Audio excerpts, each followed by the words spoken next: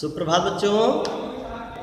आज हम कक्षा 8 सामाजिक विषय पाठ 2 ब्रिटिश शक्ति का भारत में उदय, इस पाठ को पढ़ेंगे। ठीक है। देखिए, ब्रिटिश जो शक्तियाँ थी इनका भारत में उदय बाद में हुआ है ना। अब कैसे उदय हुआ, क्यों हुआ, ठीक, तो इसके कारण कई थे। एक तो यहाँ के जो राजा थे या शासक थे आपस में ही लड़ते थे, उनमें एकता का अभाव था। तो पूरा देश कई जो है अलग अलग शासकों के अधीन थे और वह आपस में ही टकराते रहते थे। भारत जो है प्राचीन काल से ही सोने की चिड़िया कहा जाता है। क्या कहा जाता है? सोने की चिड़िया। भारतीय जो कारीगर थे बेटा, ठीक है, इनके द्वारा बनाई गई जो वस्तुएं थी यूरोप के देशों में बहुत पसंद की जाती थी, है ना। इस कारण जो है यूरोप के लोग भारत से व्यापार करने के लिए उतावले रहते थे। तो सबसे पहले जो भारत में आए वह पुर्तगाली थे। पुर्तगालियों के बाद जो भारत में आए वह डच, डेनमार्क, ब्रिटिश आदि कई ऐसे यूरोप के देश थे ना, जहाँ के व्यापारी भारत में अपने उपनिवेश स्थापित करते हैं, है ना। तो उपनिवेश के बाद क्या होता है, उसमें स्वाभाविक है कि जब अपना व्यापार करेंगे तो अधिक लाभ कमाने की जो इच्छा है वह संघर्ष को जन्म देती है, ईर्ष्या को जन्म देती है ना। तो आपस में उनके अंदर ईर्ष्या का भाव उत्पन्न हो गया और प्रतिद्वंदी एक दूसरे के हो गए, है ना। तो जिस कारण क्या हुआ कि संघर्ष होते रहे। 18वीं शताब्दी के प्रारंभ में अंग्रेज तथा फ्रांसीसियों ने डेनमार्क एवं डचों को भारत से बाहर कर अपनी व्यापारिक शक्ति का विस्तार किया। अब फ्रांस और अंग्रेज ही ना भारत के दो मुख्य प्रतिद्वंदी बचे। इन दोनों में भी संघर्ष होता रहता था। इसी बीच जो है सप्तवर्षीय युद्ध हुआ और उस युद्ध का प्रभाव भारत पर भी पड़ा। इस युद्ध में इंग्लैंड की विजय हुई थी ना। तो इससे क्या हुआ कि ब्रिटिश शक्ति का उत्थान हुआ, है ना। ब्रिटिश शक्ति का उत्थान, ठीक।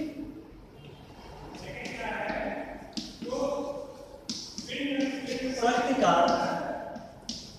उत्थान। देखिए बेटा, अंग्रेज जो है भारत में व्यापार करने के लिए आए थे, लेकिन वे शीघ्र जो है अपने मुख्य प्रतिद्वंदी ना, अपने यूरोप का जो मुख्य प्रतिद्वंदी था उसको पराजित करके अपनी केंद्रीय शक्ति को बढ़ा लिया, ठीक। और जो भारत की केंद्रीय शक्ति थी वो कमजोर थी। राजनीतिक रूप से ये स्थिर थे, कभी यहाँ पे अधिक आक्रमण किए, कभी उन पर आक्रमण किए। तो इन भारतीयों में भी आपस में वैमनस्य था, है ना, एक दूसरे पर संदेह करते थे। तो इसका राजनीतिक जो लाभ है वो अंग्रेजों को मिला, ठीक। तो इसका लाभ उठाते हुए क्या किए, वो अंग्रेज जो है भारत के स्वामी बन गए। 1750 ईस्वी के आसपास, है ना, उनके उपस्थिति का आभास होने लगा था और 1805 ईस्वी में तक भारत के लगभग आधे भाग पर अंग्रेजों ने अपना प्रभुत्व स्थापित कर लिया था, ठीक। इसी का परिणाम क्या हुआ, कर्नाटक का प्रथम युद्ध हुआ। कर्नाटक का प्रथम युद्ध, तो देखिए कर्नाटक का प्रथम युद्ध ये जो है 1746 ईस्वी से 1748 ईस्वी के बीच लड़ा गया। 1746 ईस्वी से 1748 ईस्वी तक। यानी कर्नाटक का जो पहला युद्ध था ये 2 साल तक लड़ा हुआ। अंग्रेजों और फ्रांसीसियों के बीच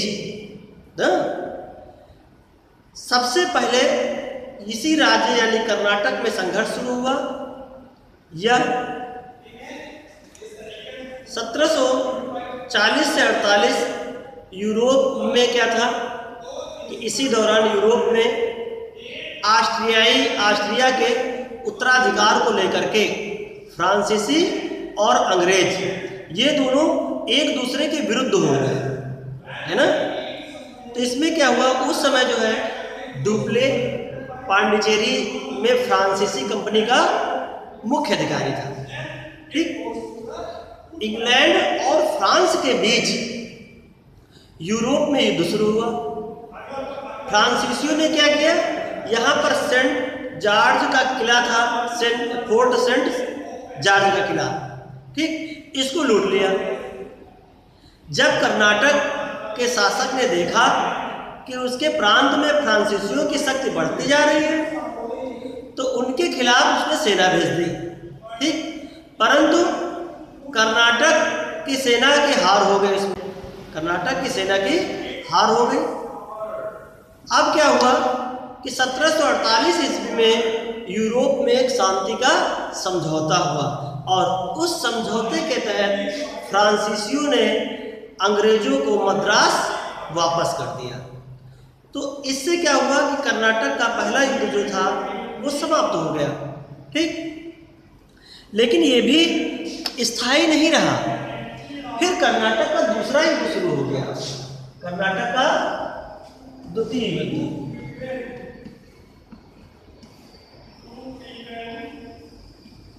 यानी एक ही वर्ष बाद 1749 ईस्वी से यह युद्ध भी प्रारंभ हो गया और 49 से लेकर के ये 1754 ईस्वी तक, यानी लगभग 5 वर्षों तक कर्नाटक का दूसरा युद्ध लड़ा गया। 5 वर्षों तक ये युद्ध चलता रहा। अंग्रेजों और फ्रांसीसियों के बीच जो शांति बनाई गई थी मद्रास को देकर के वो अधिक दिनों तक स्थायी नहीं रही, टिक नहीं सकी। फ्रांसीसियों के विरुद्ध लड़ाई में क्या हुआ कि नवाब मारा गया, है ना, कर्नाटक में। उसी दौरान जो है निजाम की भी मृत्यु हो गई, है ना। तो निजाम की मृत्यु होने के बाद उत्तराधिकार को लेकर के एक विवाद उत्पन्न हो गया ना। तो विवाद में फ्रांसीसियों ने क्या किया, मुजफ्फरजंग को वहां का नवाब बना दिया। कर्नाटक के नवाब के पद के लिए दोनों कंपनियों ने अपना अपना अलग अलग उम्मीदवार उतार करके उसका समर्थन करने लगे ना। इसी कारण से मोहम्मद अली को कर्नाटक का नवाब बनाना चाहते थे। कौन? अंग्रेज मोहम्मद अली को कर्नाटक का नवाब बनाना चाहते थे, परंतु फ्रांसीसियों ने जो चांद साहब थे उनको कर्नाटक का नवाब बना दिया। तब क्या हुआ कि अंग्रेजों ने क्लाइव को 1751 ईस्वी में एक छोटी सी सेना लेकर के अर्काट को घेरने के लिए भेज दिया। ठीक, इस युद्ध में फ्रांसीसियों की हार हो गई। ठीक, चांद साहब जो थे, चांद साहब का सिर काट दिया गया। फिर डुप्ले को फ्रांस वापस बुला लिया गया। फिर दोनों कंपनियों के बीच समझौता हुआ। निजाम ने मोहम्मद अली को वहाँ का नवाब बना दिया, जिसका पक्ष जो है अंग्रेज लोग ले रहे थे। इसके परिणाम स्वरूप क्या हुआ, कर्नाटक में फ्रांसीसी कंपनी के स्थान पर अंग्रेजी कंपनियों का आधिपत्य स्थापित हो गया। फिर बेटा देखते हैं कर्नाटक का तृतीय युद्ध, है ना। मतलब कोई भी हारेगा तो शांत नहीं रहेगा तब जब तक उसके अंदर दम होगा। तो ये 1754 में खत्म हुआ था, ये 1756 ईस्वी में, यानी 2 वर्ष बाद ही ये युद्ध शुरू हो गया और 1763 ईस्वी तक यह युद्ध चलता रहा, है ना। तृतीय युद्ध क्या था? इस युद्ध में सफल होने से जो अंग्रेजों की शक्ति थी वह भारत में और बढ़ गई। युद्ध में इंग्लैंड और फ्रांस के बीच यूरोप में क्या हुआ, यहाँ ने यूरोप में भी युद्ध होता था, उसका भी प्रभाव पड़ता था। तो 1757 ईस्वी में एक सप्तवर्षीय युद्ध हुआ। उसका नतीजा था फ्रेंच गवर्नर एवं जनरल है ना लाली को 1760 ईस्वी में इंग्लैंड के जनरल आयरकूट ने वांडीवास एक स्थान है, उसके युद्ध में उनको हरा दिया। यहीं तक नहीं रहे हो कि भारत में सभी फ्रेंच जितने इलाके थे 1761 ईस्वी में अंग्रेजों को मिल गए थे। फ्रांसीसियों के जितने भी थे इलाके सब 1761 ईस्वी तक उन्होंने अपने अधिकार क्षेत्र में ले लिया था। ठीक,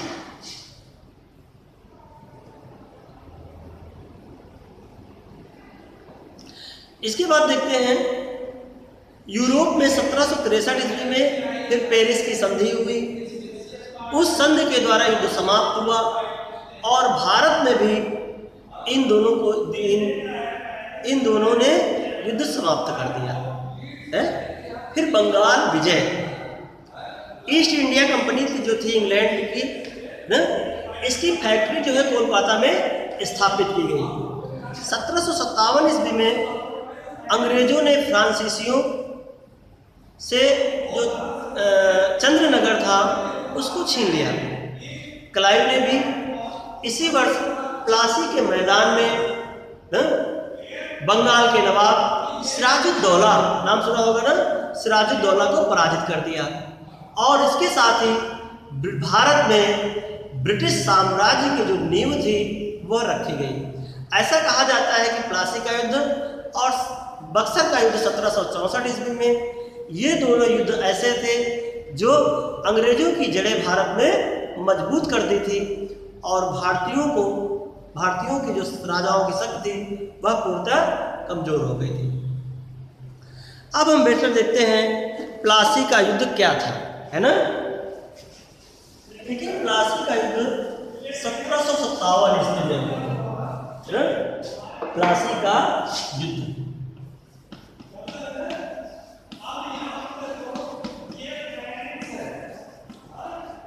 1757 ईस्वी।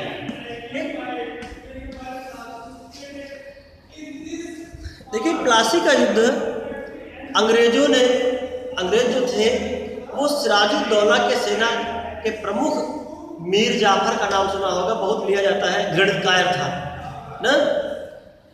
कलकत्ता के अधिकारी थे मानिक चंद्र और एक धनी व्यापारी अमीन चंद्र थे।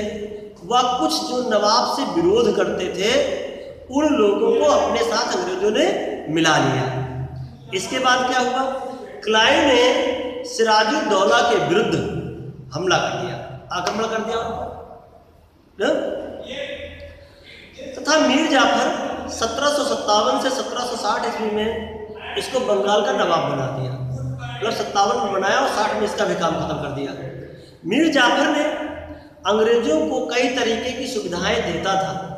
बंगाल में उसने 24 परगने की जो जमींदारी थी, है ना, और युद्ध के हर्जाना जितना था 1 करोड़ करीब 57 लाख रुपए, ठीक, उसको दिया उसने।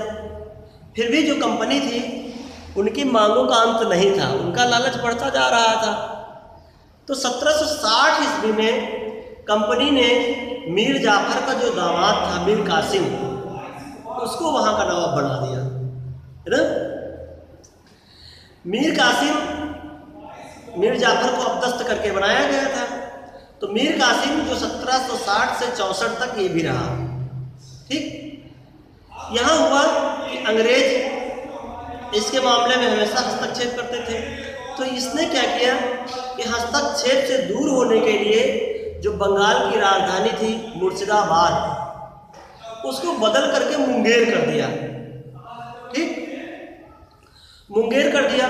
तो इससे अंग्रेजों द्वारा जो दस्तक व अन्य सुविधाओं के दुरुपयोग तथा भारतीयों को नुकसान होने न आदि का आरोप लगा करके अंग्रेजों ने मीर कासिम पर भी आक्रमण कर दिया, यानी इनके विरुद्ध भी युद्ध की घोषणा कर दी। मीर कासिम ने क्या किया, अंग्रेजों को रोकने के लिए प्रयास किया, पर सफल नहीं हुआ। उसने 1763 ईस्वी में मीर कासिम व अंग्रेजों के मध्य लगभग 3 वर्षों तक युद्ध चलता रहा, जिसमें मीर कासिम पराजित हुआ। मीर कासिम ने सिराजुद्दौला व दिल्ली से पलायित मुगल बादशाह मुगल सम्राट शाह आलम, इनके बीच एक समझौता हुआ और अंग्रेजों पर हमला किया। फिर क्या हुआ कि 22 अक्टूबर सन 1764 ईस्वी को बक्सर का युद्ध हुआ। बक्सर का युद्ध में जो अंग्रेजों का सेनापति था वो हेक्टर मुनरो था। उसने नेतृत्व संभाला अंग्रेजों का और उसने मीर कासिम ने इसमें भाग लिया, इस युद्ध में भाग गया था। यानी 1777 ईस्वी में उसकी दिल्ली के निकट मृत्यु हो गई और अवध का जो नवाब था शुजाउद्दौला अंग्रेजों के अधीन हो गया तथा शाह आलम है ना अंग्रेजों की दया पर निर्भर हो गया। अब इसके बाद देखिए बक्सर का युद्ध हुआ 1764 ईस्वी में।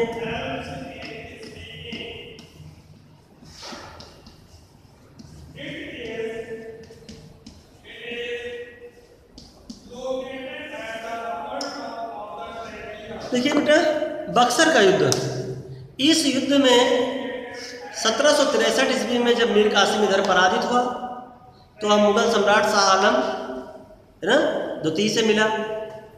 इधर जो है मुगलों तथा अवध के जो नवाब थे जिनका नाम था शुजाउद्दौला, उनकी संयुक्त सेनाएं जो है बक्सर में फिर एक बार आमने सामने हुई। लेकिन इस युद्ध में भी अंग्रेजों ने इस संयुक्त सेना को पराजित कर दिया और अवध पर अपना पूर्ण नियंत्रण स्थापित कर लिया। इतिहासकार हैं जो उनका मानना है कि बक्सर के युद्ध को प्लासी के युद्ध से अधिक महत्व दिया जाता है, क्योंकि यही ऐसा युद्ध था जिससे अंग्रेजों की शासन सत्ता पूरे देश पर लगभग हो गई। क्योंकि इस युद्ध में अवध के नवाब के साथ मुगल सम्राट शाह आलम को भी पराजित किया। इस विजय से अंग्रेजों को उत्तर से लेकर के पश्चिम सीमाओं तक उनका नियंत्रण स्थापित हो गया। प्लासी की विजय से आरंभ हुई बक्सर के विजय ने इसे पूर्ण कर दिया। बंगाल जो था अंग्रेजों के बिल्कुल अधीन हो गया पूर्णतया। फिर इलाहाबाद की संधि हुई वह 1765 ईस्वी में। बक्सर के युद्ध के बाद है ना तो इंग्लैंड से क्लाइव को पुनः भारत भेजा गया। क्लाइव और मुगल बादशाह शाह आलम के मध्य एक संधि हुई जिसे इलाहाबाद की संधि के नाम से जाना जाता है। यह संधि 1765 ईस्वी में हुई थी। इस संधि की जो शर्तें थी, शाह आलम ने कंपनी को बंगाल, बिहार एवं उड़ीसा की दीवानी स्थायी रूप से दे दी। इससे कंपनी को इन क्षेत्रों में भू राजस्व वसूली का अधिकार मिल गया। कंपनी ने कड़ा एवं इलाहाबाद जिले नवाब से लेकर मुगल बादशाह को दे दिए। कंपनी ने मुगल बादशाह को 26 लाख रुपए वार्षिक पेंशन तथा 53 लाख रुपए निजामत व्यय के रूप में देना स्वीकार कर लिया, है ना। तो इस चौथा था अवध का जो नवाब थे 50 लाख रुपए कंपनी को युद्ध के हर्जाने के रूप में देते हैं। ठीक है बेटा, आज यहीं तक रखते हैं। ब्रिटिश शासन का विस्तार अगले उस पर पढ़ाएंगे। धन्यवाद बच्चों।